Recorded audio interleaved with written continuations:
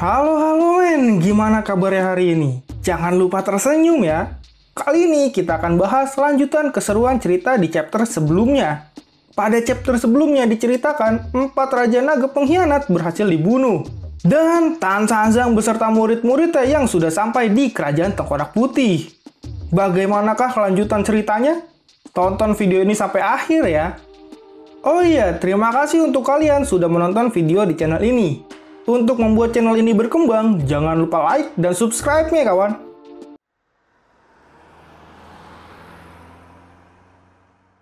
Oke kawan, kita mulai perjalanan imajinasi cerita ini. Aktifkan imajinasi kalian ya. Pada chapter ini diperlihatkan Putri Tengkorak Putih sangat senang dengan kedatangan Tan Sanzang beserta murid-muridnya. Dan dia pun melihat murid baru yang bersama Tan Sanzang. Bailong, Xiaoyu, dan Yihu kagum melihat kecantikan Putri Tengkorak Putih. Bahkan Yihu pun sampai baper dibuatnya. Baji pun mengatakan kalau Putri Tengkorak Putih juga tidak berubah walaupun sudah lama tak bertemu. Tan Sanzang pun mengatakan mereka memang sudah lama tak bertemu dan hari ini bertemu untuk mampir saja. Putri Tengkorak Putih pun menyetujui itu. Tapi rasanya seperti belum lama, baru saja kemarin mereka bertemu. Tan Sanzang pun mengingat kejadian dulu pada saat Putri Tengkorak Putih ingin membuat Tan Sanzang selamanya tinggal di sana. Dia ingin Tan Sanzang menjadi manusia tengkorak karena dia sangat menyukai Tan Sanzang. Namun untungnya saat itu Wukong datang untuk menyelamatkan gurunya. Wukong pun langsung memukulnya dan Putri Tengkorak Putih kesal dibuatnya. Akhirnya dia pun berubah wujud aslinya, yaitu Tengkorak Putih yang menyeramkan. Dan saat ini Putri Tengkorak Putih pun tidak ingin membahas itu. Karena menurutnya itu adalah kejadian yang sudah lama. Dan dia sangat berterima kasih sudah diselamatkan waktu itu. Menurut Tan Sanzang, dia tidak menyelamatkannya dari kesesatan. Itu semua karena kebaikan hati Putri Tengkorak Putih sendiri. Perkataan itu pun membuat sang Putri Tengkorak Putih berhutang budi padanya. Dan kali ini dia mempersilahkan semuanya masuk ke kerajaannya. Bailong dan Xiaoyu pun mengatakan kalau penghuni di sana tidak seperti yang dia pikirkan. Mereka memikirkan penghuni di sana itu sangat menyeramkan. Lalu salah seorang anak pun memberikan makanannya ke Bailong. Namun Tan Sanzang melarangnya untuk terlalu berhubungan dengan sesuatu yang ada di sana. Tan Sanzang pun memintanya untuk mengembalikan barang itu kepada anak kecil itu. Putri Tengkorak Putih yang melihat itu pun mengatakan kalau tidak perlu khawatir karena siluman yang ada di sana tidak pernah memakan manusia dan tidak memiliki niat jahat. Sayangnya, sepertinya Sun Wukong mengetahui ada kejanggalan yang terjadi dan mengatakan dia bukan tidak memakan orang, namun belum ada kesempatan saja. Dan Putri Tengkorak Putih pun berkata kalau itu salah paham dan dia meminta Tan Sanzang mengikuti adat yang ada di Kerajaan Tengkorak Putih itu. Tan Sanzang pun mengatakan tentu saja dia akan mengikuti adat di sana dan dia akan membantu sebisa mungkin. Putri Tengkorak Putih pun memberitahukan kalau beberapa waktu ke belakang dia banyak mengumpulkan kitab kuno. Tapi sayangnya sebagian besar tidak bisa dia pahami. Jadi, dia meminta Tan Sanzang untuk mengajarinya dalam memahami kitab kuno itu. Wukong pun mengatakan kalau ini aneh dan sebaiknya dia cepat pergi dari sana. Namun, Tan Sanzang menolak itu. Menurutnya, itu tidak sopan dan harus membantu tuan rumah yang membutuhkan bantuan. Kesediaan Tan Sanzang dalam membantunya pun disambut hangat Putri Tengkorak Putih dan dia akan menyiapkan tempat beristirahat untuk mereka. Dalam perjalanan mereka ke penginapan, mereka pun di sana banyak sekali melihat para siluman yang menawarkan dagangannya. Itu membuat Bailong berpikir para siluman di sana sangatlah ramah dan tempat di sana sangatlah makmur. Xiaoyu pun setuju kalau tempat di sana sangatlah seru. Namun Wuqing dan Baji pun mengatakan dulu mereka terlibat masalah dan kali ini sepertinya sudah aman. Baji pun mengatakan di sana juga banyak sekali wanita cantik. Namun, Bailong hanya ingin lewat tempat itu dengan damai saja, tidak memperdulikan wanita-wanita yang ada di sana. Dan sesampainya mereka di penginapan, sang Putri Tengkorak Putih pun langsung menyiapkan kitab-kitab kuno itu yang dia maksud. Tan Sanjang pun berkata dia membutuhkan waktu 2-3 hari untuk membuat catatan di kitab kuno itu. Lalu mereka akan meninggalkan kerajaannya. Putri pun menanyakan kenapa mereka tidak tinggal lebih lama, padahal perjalanan mereka melelahkan. Tan Sanjang pun mengatakan dengan tegas dan tenang, dia datang bukan untuk bermain-main. Wukong pun juga berbicara dia akan selalu menemani gurunya untuk berjaga-jaga. Putri Tengkorak Putih pun baru mengenali itu adalah Sun Wukong. Sebelumnya dia tidak mengenalinya, tapi dia merasakan ketakutan dengan kehadiran kera kecil itu. Wukong pun semakin heran, karena menurutnya jika memang Putri tidak memiliki niat jahat, kenapa harus takut padanya? Tan Sanjang pun melarang Wukong untuk bersikap yang tidak sopan. Putri pun dengan anggunnya mengatakan kalau dia tidak akan melukai Tan Sanjang, apalagi Wukong sudah mengalahkannya dulu. Lalu dia pun izin meninggalkan mereka. Tan Sanjang dan Wukong pun saling berbicara kali ini.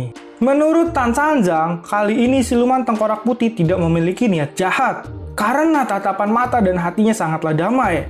Wukong pun mengatakan kalau dia tidak tahu bagaimana hati si Putri. Namun bagaimana hati gurunya? Tan Sanjang pun menyadari dirinya sedang diledek Wukong. Lalu Tan Sanjang menanyakan maksud Wukong mengatakan itu apa. Wukong pun meledeknya lagi dengan mengatakan gurunya tidak perlu gugup. Hanya saja dulu kan dia hampir pernah tergoda. Tan Sanjang pun ngeles mengatakan dia tidak tergoda. Dia hanya ingin membimbing semua makhluk yang tersesat. Wukong pun mengalah dan mengatakan terserah gurunya sajalah.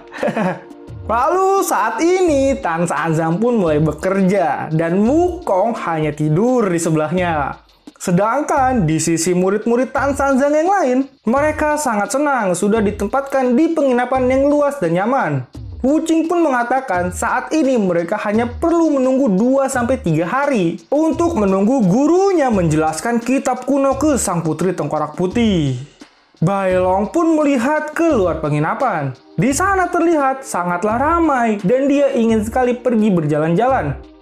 Namun Wuqing pun memperingatkannya karena di jalur monster biasanya memang tidak terlihat ada bahaya. Jadi sebaiknya dia tidak mencari masalah dan disiplin sangatlah penting untuk menyelesaikan perjalanannya ke barat. Di tengah perbincangan kedisiplinan itu pun mereka baru menyadari kalau Baji, Yihu, dan Aosu tidak ada di sana. Mereka sedang bersenang-senang bersama wanita siluman Tengkorak Putih. Di sana, Yihu sedang makan dengan Rakusya, dan Baji bermesrahan dengan wanita. Memang babi mesum nih. Dia pun memberitahu kalau jalur iblis itu sangat susah dilewati, karena ada banyak penderitaan di sana. Jadi saat ini mereka haruslah menikmati selagi bisa. Sedangkan Aosu ternyata dia sedang berjalan-jalan di luar sendirian. Karena menurutnya sangat jarang ada kerajaan siluman seperti ini. Dulu dia pernah ke sana, namun wujudnya adalah kuda. Dan sekarang berbeda. Bahkan harga barang-barang di sana pun sangat mahal, yaitu 100 keping jiwa. Dan Aosu pun yang melihat itu berpikir jika ingin mendapatkannya, dia hanya bisa mencurinya saja. Tiba-tiba, di depan Aosu pun ada anak kecil yang mengajaknya bermain bola. Seketika dia pun langsung menendang keras-keras bola itu. Dan itu membuat sang anak menangis. Aosu pun sangat senang sudah melakukan hal seperti itu. Dia sangat puas menindas orang dan itu bisa dia lakukan jika sendiri saja. Anak-anak yang lain pun juga mengajak Aosu bermain. Aosu pun merasa risih dan dia pun berlari menghindarinya. Tapi anak-anak itu pun mengejarnya. Di sana Aosu pun mulai merasa kalau anak-anak itu bertingkah aneh. Sedangkan di sisi lain terlihat Putri Tengkorak Putih sedang berada di suatu tempat. Tempat itu sangatlah mengerikan karena hanya terdapat tumpukan tulang belulang manusia. Ternyata dia mengunjungi ayahnya dan dia melapor ke tumpukan tulang itu kalau dia sudah melaksanakan tugasnya. Dia berkata dia berhasil membuat Tan Sanjang percaya dan menetap di kota itu. Dan di antara mereka semua yang menetap, yang paling kuat adalah Sun Wukong. Salah satu kepala tengkorak itu pun berkata kalau Wukong dan Tan Sanzang itu tidak perlu diperdulikan karena yang dia inginkan adalah kitab suci saja. Dan seketika kepala tengkorak itu terbang dan membentuk sebuah badan yang menyeramkan. Dia berwujud tengkorak manusia raksasa. Dan dia adalah ayah dari Putri Tengkorak Putih. Dan dia berkata kalau dia tidak akan melepaskan mereka yang menetap di kerajaannya begitu saja. Putri Tengkorak Putih pun berkata kalau dia tidak perlu turun tangan, biar dirinya saja yang melakukannya. Tapi sang ayah pun marah. Dia berteriak dan menyuruhnya diam. Karena dulu dia sudah kalah dan menyedihkan karena cintanya ke Tan Sanzang. Sang putri pun hanya bisa meminta maaf dan sebagian wajah cantiknya berubah menjadi tengkorak yang menyeramkan. Sang ayah pun berkata dia pernah menghukum putrinya dulu karena kesalahannya yang membuat sang ayah kecewa. Dan dia bertanya apakah saat ini di hatinya masih ada Tan Sanzang. Sang putri pun dengan takut mengatakan kalau dia sudah melupakan Tan Sanzang. Dan saat ini dia hanya ingin tinggal di kerajaan Tengkorak Putih. Tidak ada niatan lain. Tiba-tiba pendekar Tengkorak Putih pun datang dan mengatakan mungkin membunuh Tan Sanzang sangatlah sulit untuk sang putri. Jadi biar dia yang melakukannya.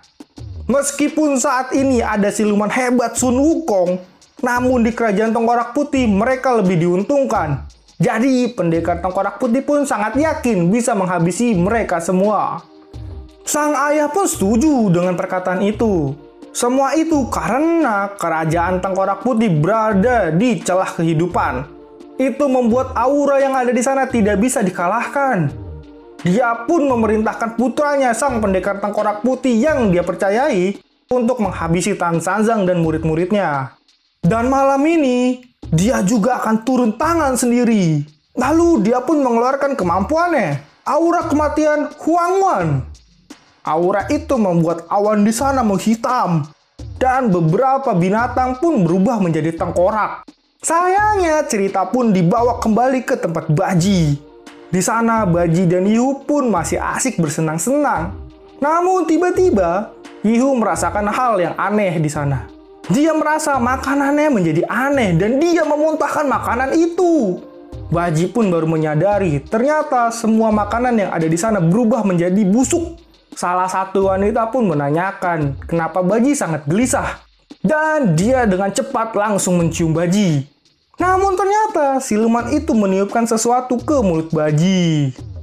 Sedangkan di tempat Aosu berada, dia masih dikejar anak-anak kecil yang mengajaknya bermain. Aosu pun kesal dan mengancam akan menyerang mereka jika mereka tidak pergi. Dan tiba-tiba, anak-anak kecil itu pun berubah dan menunjukkan wujud tengkoraknya. Hal itu membuat Aosu mengeluarkan kekuatan petirnya ke mereka. Anak-anak itu pun berhasil dilumpuhkan. Namun, saat Aosu sedang senang mendengar tangisan mereka, anak-anak itu bangkit lagi dan menggigit Aosu. Sedangkan di sisi penginapan, di sana Bailong terlihat khawatir karena sudah malam tapi mereka belum juga pulang. Xiaoyu pun mengatakan kalau mereka sangatlah membuat khawatir memang. Bailong pun menanyakan sesuatu ke Xiaoyu. Apakah dia tidak menyadari hal aneh yang terjadi? Bailong berkata di luar sana tadinya sangat ramai. Tapi tiba-tiba sekarang berubah menjadi sepi dan tenang. Wuqing pun menyadari keanehan itu dan tiba-tiba secara mengejutkan pintu penginapan mereka diketuk sangat keras dan diminta buka. Mereka pun kaget karena pintu itu diketuk sangat keras dan suara itu mereka kenali yaitu suara Baji. Bailong pun dengan cepat segera membukanya. Ternyata saat dia buka, Baji menjadi sosok aneh. Dia berwujud siluman babi pucat dengan kepala tengkorak. Dan dia langsung mencekik leher Bailong dengan ganasnya. Lalu, chapter ini pun berakhir. Cerita ini semakin menarik ya kayaknya. Gimana nih menurut kalian? Ceritanya semakin seru nggak sih sebenarnya? Tinggalkan di kolom komentar ya jawabannya. Jangan lupa like dan subscribe ya kawan. Terima kasih dan sampai jumpa.